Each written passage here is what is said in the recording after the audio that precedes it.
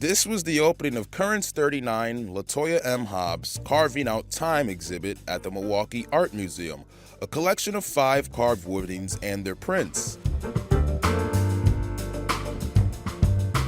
The Baltimore-based artist says she carves into wooden canvases to capture the small, everyday moments that all humans can relate to, but often take for granted.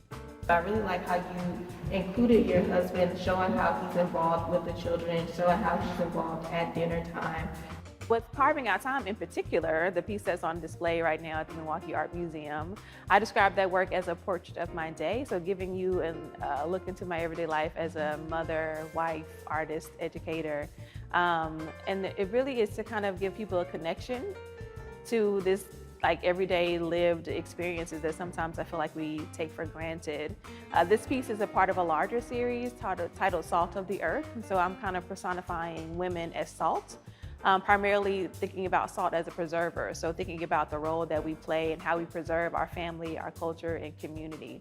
So really an opportunity to talk about my identity as a mother and what that looks like on a day-to-day basis. So next we have the fourth phase, or the fourth scene of the day. This is titled Bedtime for the Boys. And yeah, it's like go time, let's get these kids to bed. So this also kind of represents our ritual as a family. So the boys are bigger, so we don't actually do this as much, but I would always do a bedtime story. My husband would always do some type of roughhousing or playing with the kids. So we kind of combine those things into one scene together. I just feel like I just do what I'm called to do. Some people do work that represents the struggle, which we need that's important. But that's really not I don't know, I just feel like that's not my assignment, so to speak. And I feel like you need a balance. You can't always engage in the treacherous things that are happening in the world. You need some type of balance or some type of break and reprieve from that. And I also really think about that in terms of people who are activists and who are doing work in the community. Sometimes they just need a break from that to tap into joy. And this idea of kind of Black joy and Black resilience is also something that I'm really interested in right now.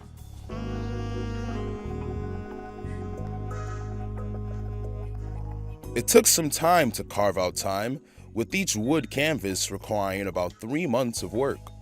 This is a combination of what I like to call painting and printmaking. So from a more traditional aspect, you think about these pieces as a wood block matrix that's going to be used to create a set of prints or works on paper. So the materials that I use, obviously you need your matrix, or in this case, it's a piece of cherry wood. And so each of these scenes is made up of 3 individual pieces of 8 by 4 foot cherry panels that are being put together to create the whole image.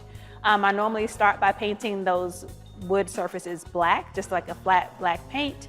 Then I do a really detailed drawing with a white water-soluble pencil. And then once the drawing is complete, I use my wood carving tools or my wood carving gouges to literally carve away from the surface of the wood. So you see here, there's kind of 2 different textures. There's the lighter marks. Those represent the wood that you would see underneath the paint. So that's literally carved away into the surface. And then the black represents the top of the wood, where you can see the initial layer of paint and also the initial layer of ink once they're rolled up to be printed.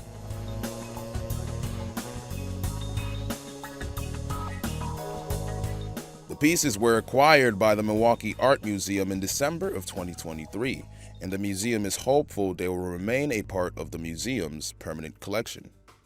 I really wanted to acquire the works because they were the most incredible example of prints that I had ever seen. So I first saw them in an exhibition in Minneapolis at the High Point Center for Printmaking that Tanikia Word curated, and I saw the last scene of the series.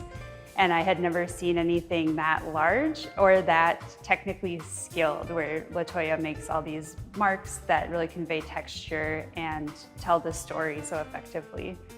I think that images like this will really expand who sees themselves represented in museums. I really admire the fact that LaToya is presenting her everyday life, so I hope that it resonates with people who come to the museum and they can see their own lives reflected back to them in this space. I often describe my work as universal and specific. So the specificity comes from the fact that I'm showing you aspects of my life and the people that are around me, but it's universal in that a lot of the themes like anybody can relate to, whether you're a parent, mother, white, black.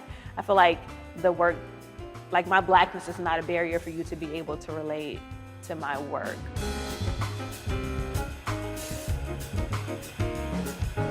The exhibit runs through January 5th, 2025.